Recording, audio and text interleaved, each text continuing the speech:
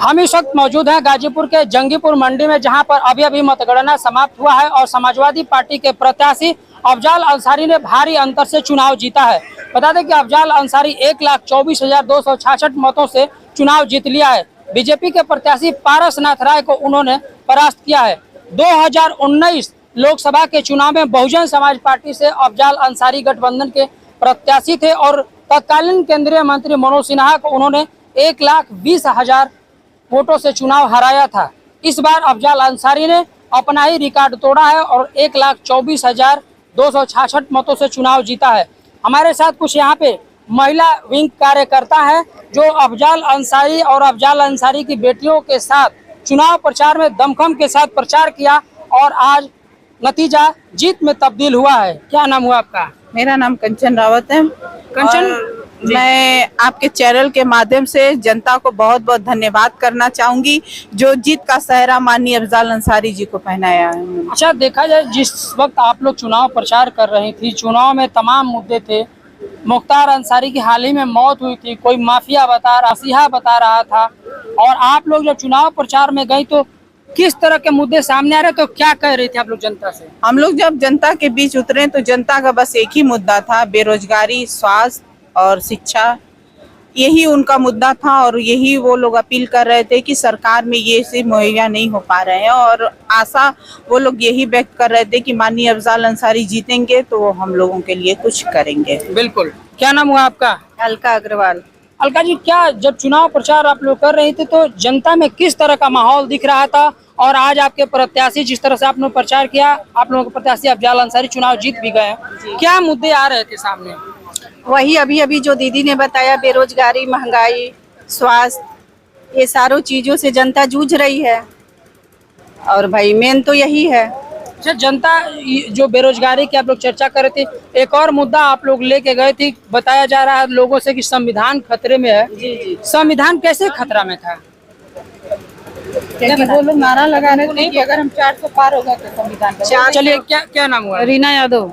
रीना जी, कहा जा रहा था कि संविधान खतरे में है। आप लोग पहले मैं आपसे कुछ कहना चाहती हूँ भैया, मैं पारसनाथ राय से आप जाके सवाल पूछिए। जब वो पहली बार मीडिया पे आए थे तो बोले थे कि मैं वो चाणक्य का चेला हूँ, नंद वंश का नाश करने आया हूँ, उनका खुद नाश हो गया। अब वो मीडिया को क्या जवाब देंगे? कंस की तरह धराशायी हो गए।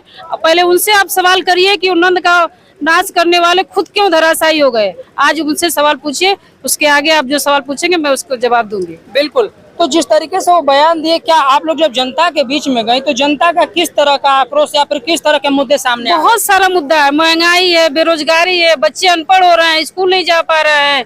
एक नया नियम निकल गया, बिना आधार कार्ड का बच्चा पढ़ नहीं सकता। ये कौन सा नियम है बताइए?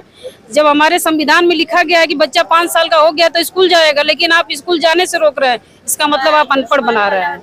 तो स्कूल में तो व्यवस्थाएं बढ़ी थी। व्यवस्थाएं कुछ नहीं बढ़ी थी। क्या व्यवस्थाएं बढ़ी थी? बल्कि व्यवस्थाएं कम हो गई थी। पहले जब अखिलेश यादव की सरकार थी तो मिडले में तरह तरह का खाना मिलता था, अब जाके पता करिए केवल खिचड़ी मिल रही है बच्चों को।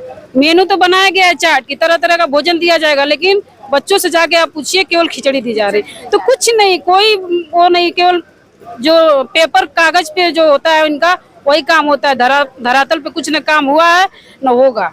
अच्छा, जब आप लोग चुनाव प्रचार में जा रहे थे, अभी चुनाव से इन वक्त कुछ दिन पहले ही अफजाल अंसारी के भाई मुख्तार अंसारी की मौत हुई थी और आप अफजाल अंसारी की बड़ी बेटी नुसरत के साथ, नूरिया के साथ प्रचार भी कर रही थी, तो क्या लग रहा है?